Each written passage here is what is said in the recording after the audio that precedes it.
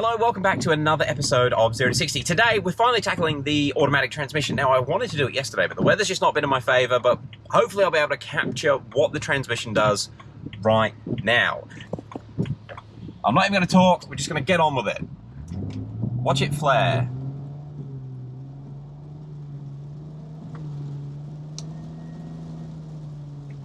Okay, so that's it. I hope you can pick that up. But basically, when it's cold, the gears are flaring a little bit. Only a little bit. I mean, some people would drive this and think that's how it wants to change gear, but it shouldn't. It should be biting a little bit harder than that.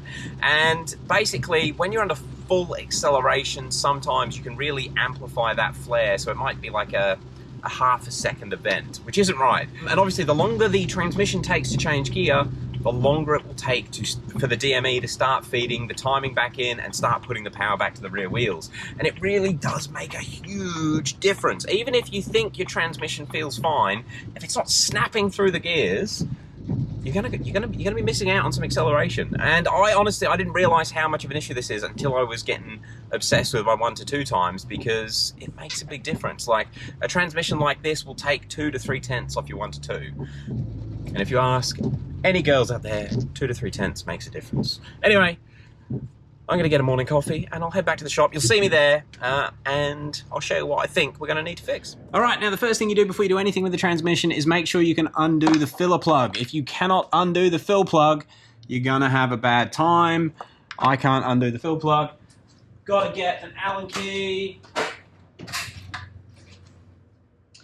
I have had this fill plug out before. If you do find your fill plug particularly hard to crack open, a little bit of heat goes a long way. Anyway, let's see if we can do it. There it is. Woohoo!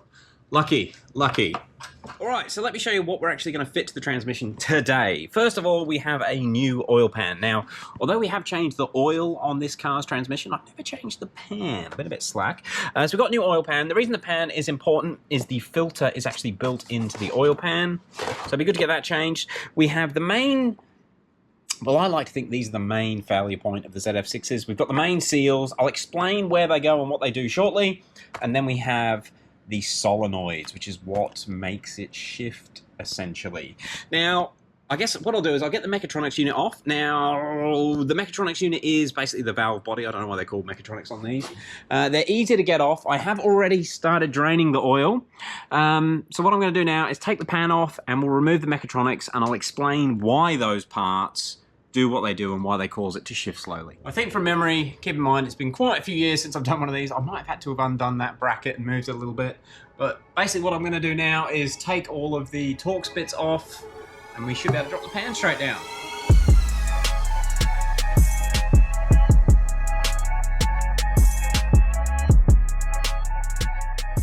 And the last one, and hopefully we won't make too much of a mess. I swear the worst part about doing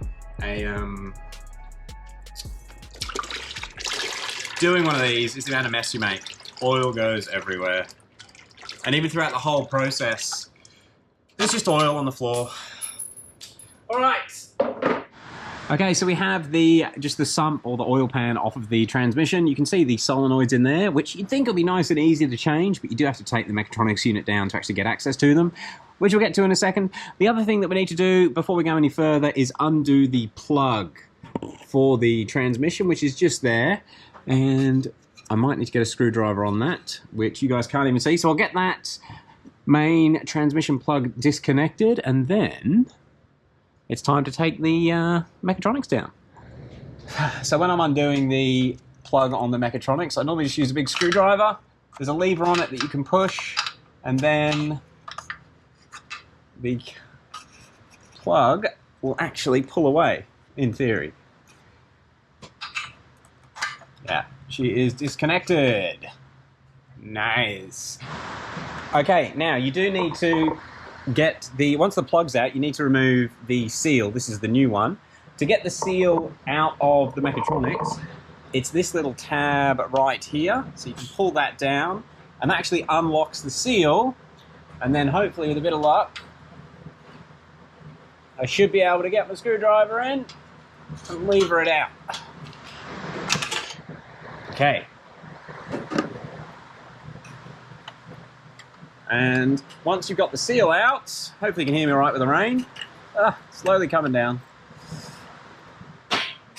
Once you've got the seal out, which I just dropped on the floor, you can then remove the mechatronics. So let's get onto that. So the ZF solenoids actually come with a guide which show you which one of the bolts, or which bolts you need to undo to remove the mechatronics unit.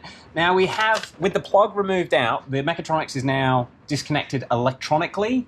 All that's holding it to the gearbox is basically these bolts and then a couple of seals. That's the only way it connects.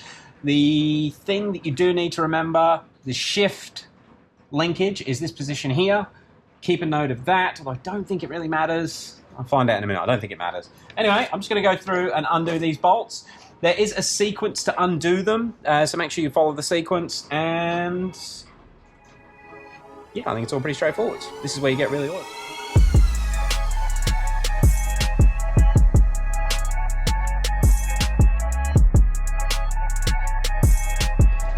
So the sheet that comes with the solenoids is for a HP26, not a 21. I should have noticed that. So the bolts were a bit different, but we're down to the last one. The mess is just insane. All right, let's get this one off. Try not to drop the bolt. Got that. And, oh man, need more hands. Or a table or something. All right, mechatronics unit's coming down. Oh, the oil! Ow! All right. I'll get tidied up and I'll come back to you in a second. Okay, so we have a mechatronics unit. Now this is the top view and these are the surfaces that seal up against the actual transmission body. That is the connector that we were undoing that goes to the plug on the outside. And if we flip it up, that is what we could see before, and obviously got the solenoids right there. So to understand what's going on and why these simple little things make such a difference to how much power these transmissions will hold, you've got to understand the way that the power is transferred from the engine to the tail shaft through the transmission. Now they are an automatic transmission, but they have clutches, and you can see some clutch plates there, some clutch plates there. Can't really see the front ones. But basically the way they work, the actual mechanical gears are always engaged. So it doesn't actually shift gears like a manual transmission.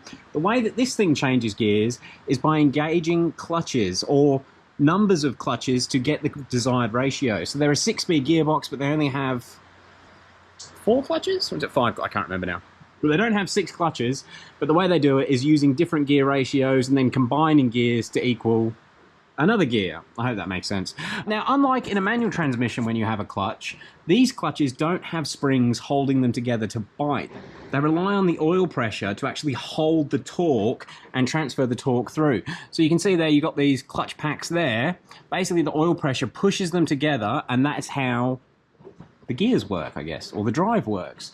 Now the problem is, if you have seals here, and you can see, actually let me use a rag, you can see these seals here, they don't really protrude out of the aluminium, so they're not going to be sealing perfectly against the body. So when it's putting oil pressure up towards these clutches, if oil is escaping out of this seal, this little joint here, you won't be getting full clutch pressure, and you're not going to be able to hold as much torque as you would as if the clutches were being supplied with the right amount of pressure.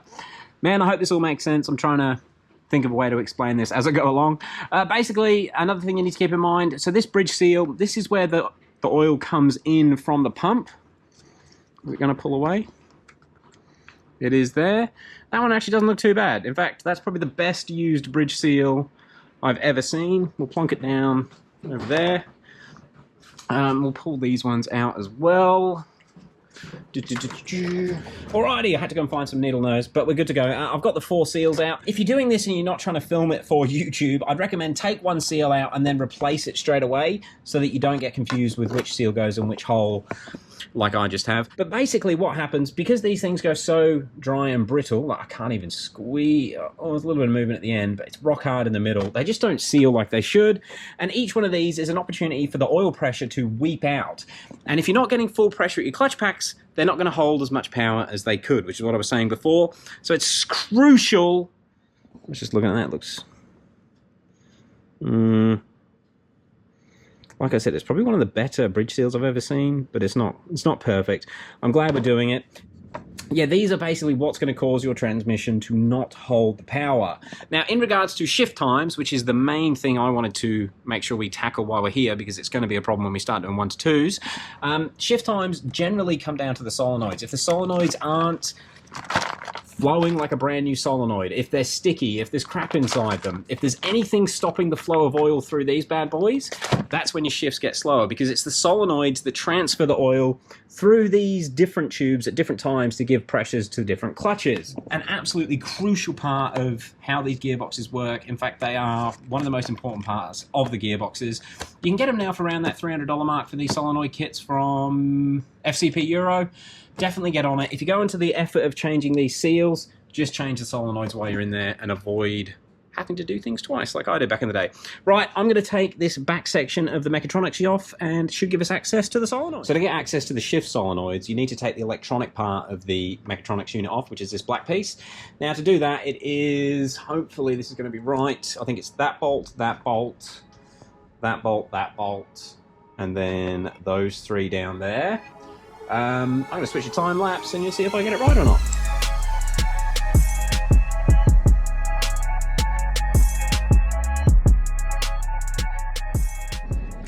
Okay, my memory had faded. It's those 3, not these 3.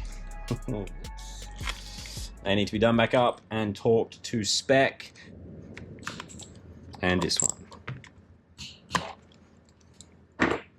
Probably should just look up some guides so I can remember what I'm doing properly.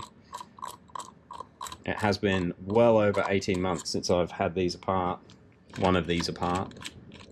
Alrighty. Still got a short one. See if it comes apart now. Yes. Movement. Okay. Now, I'll try and get that on camera, but that should now pull up and come away. Alright, plonk that there for now. Again, the amount of oil is intensifying. It is insane. And now it's just these bolts here, and they should give us access to actually pull the solenoids out. Ugh, the mess. Okay, so we'll take that little plate off, which is what holds them all in place. And now we can change them. Now I'm going to do them one at a time. Obviously you've got yellow, orange, and blue. It doesn't matter which yellow one you replace with whatever, but you do need to make sure that you replace a yellow one with a yellow one, obviously. Right, we've got the yellow ones first. Let's do those. Oh, so slippery. Now, what can I use? Oh, come out pretty easy. Just going to see if the others are all good. Yeah, everything's coming out fine. Okay, so yellow one at the top first.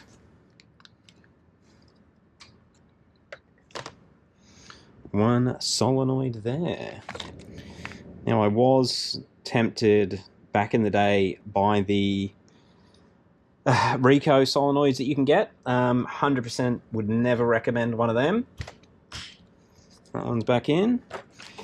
Yeah, I actually ended up doing this job twice in 2 days because the Rico solenoids that I put in were worse than the ones that I actually pulled out back in the day. So yeah, if you're doing this, don't buy the Rico, just buy new genuine.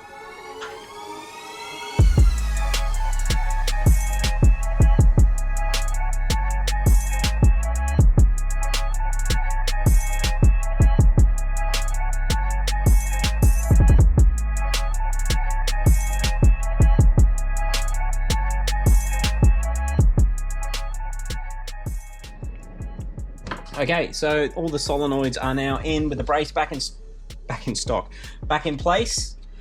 Now I'm just going to clean the surfaces down that the electronics part of it sits onto, and this is how it connects into each of the solenoids. Just give that a little wipe in there. We did change the oil on this back in March, I think it was, but we did not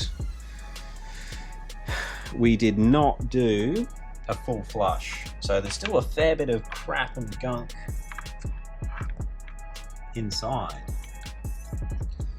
On there.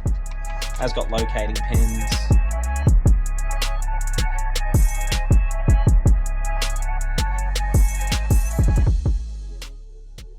And And you do need to make sure that you line up this little tab here, which is to do with your shift position sensor. Right, I'm going to put the bolts that hold that back in, and it's going to be ready to go back in the car.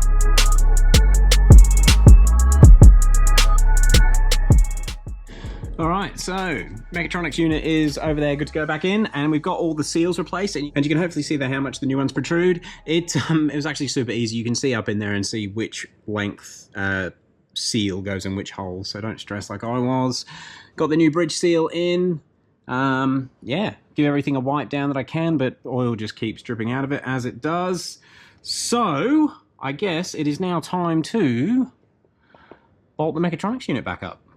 So this is probably the hardest part of the job, because you've got to balance the mechatronics unit in place, and then while everything is lined up, you need to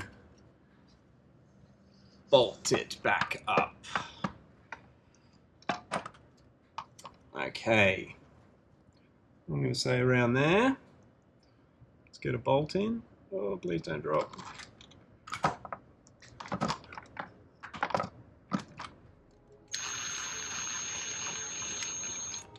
Okay, that'll hold it. All right, we are in place. The shifter is lined up. I'm going to switch to time lapse and get it all bolted back up.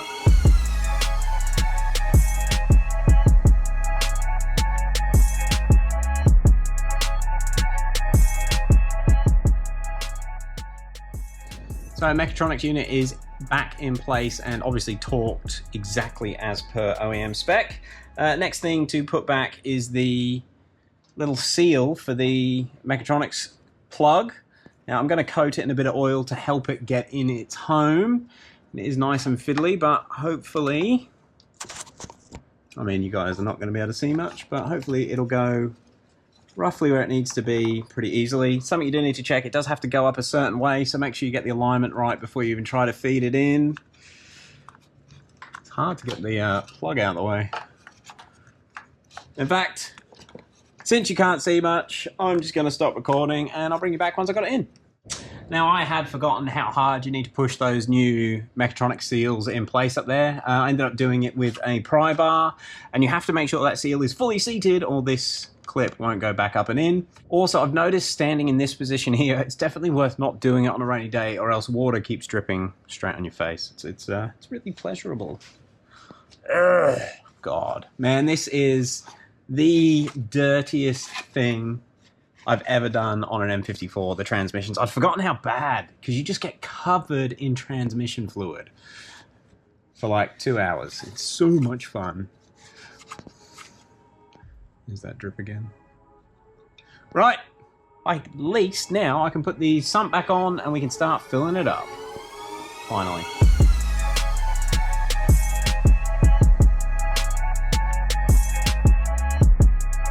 Right, we're getting close. I'm just doing the transmission fill. I'm using Penrite BMW. This stuff's pretty cheap. You can normally pick it up for like $45 to $55 for 4 litres. Or you can buy it in bulk and it's about 180 bucks. Now, the way I do my oil fills, I basically fill it right up till it's overflowing. Then I'll start the car. Then I'll fill it up till it's overflowing again. Then I'll run it through the gears. Basically just park, into reverse, let it sit there for a few seconds, into neutral, into drive, let it sit there for a few seconds, and then first, second, and it won't actually select past third.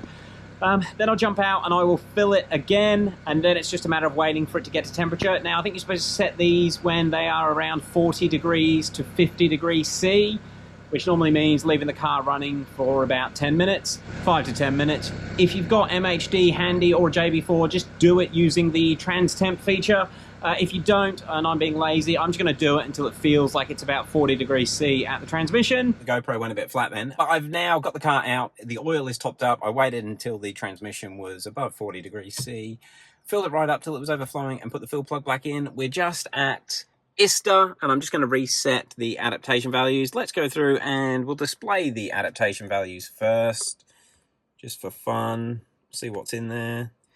So they are the adaptation values that are currently stored in there. Everything's all right, except clutch A is quite high. Geez, but everything else looks okay. I think those numbers are actually all right, but we want to try and get them all a bit closer. So we are now going to reset adaptations. There's a bit of a, I don't know. Oh, laptop's going flat. Try and get this done. The other will be reset in the next step. Cool. Adaptation is reset. Sorry, there's a bit of a mixed opinion on whether you should be resetting transmission adaptations. I have done it a lot in a lot of different cars and never had any issues with doing it. But if you do reset transmission adaptations, make sure you go through and do a proper relearn, which is what I'm going to go and do now. So there's quite a few different ways that I've read about people resetting adaptations. All I'm going to do is basically follow the procedure, which I'll put a link to below, but it's the normal ZF procedure, but it does take about 40 minutes to go and do. So I'll go and do that, and you guys will see me when we're back out on the road. Hopefully we'll have a charged GoPro, and we'll see how the old girl is shifting. We'll see you guys shortly. So I'm pretty much through the transmission adaptation process, and I'm pretty happy with how it's shifting. So we're just in D, super light throttle now. Definitely, we're nearly out of fuel, but not flaring between the gears at all. I'm going to say it's not as good as I remember my 6AT, but this is running just the Alpina Flash, not XHP. And I do remember there was a good upgrade or a good improvement when, I'm just watching the shifts. There was a good improvement when XHP brought out the version 3. Now, I'll just do a sort of 3/4 throttle. All right. So I'm just going to do a 3/4 throttle sort of mid-load shift.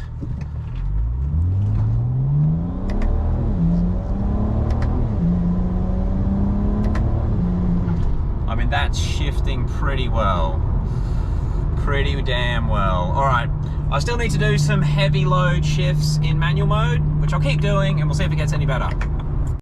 All right, let's try sort of 3/4 throttle. No, we'll go flat out. We'll flat out sports mode. Here we go.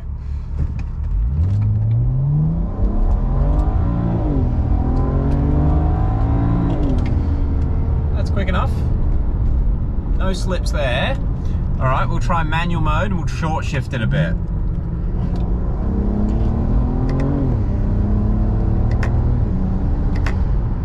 It's shifting nicely.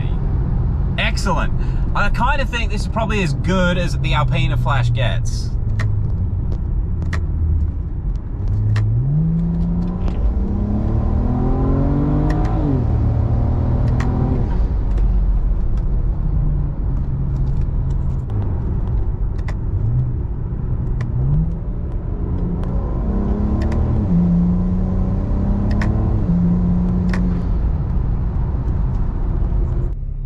So I'm pretty happy with it.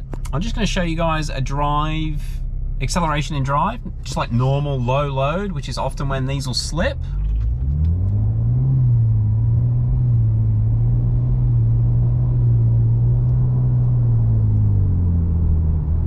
Man, it gets into 6th gear so quickly with the Alpina Flash, but I think it's doing what it should be doing. It doesn't feel as good as my 6AT did, but mine had XHP V3 with quite aggressive settings on it.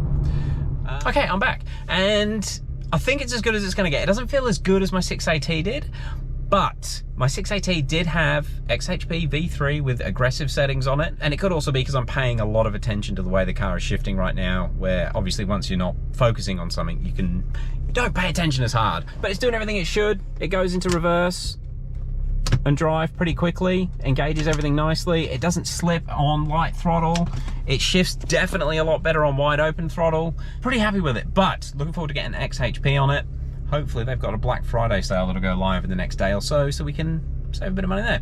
But yeah, hopefully it'll help someone. Make sure if you're going to be winding your power up, you get all the seals done, get your solenoids done if you haven't already. Yeah, I reckon those things that I've done today are what cause a lot of people grief. Even if people end up with more significant issues like damaged clutches or bushes inside the transmission, getting on top of this stuff before you start feeding the gearbox a lot of power will help prolong it. Where if you have worn seals and your shift solenoids aren't working properly and then you're pumping 700 horsepower through the transmission, it's on the back foot before it even starts to do anything. So there we go. What next?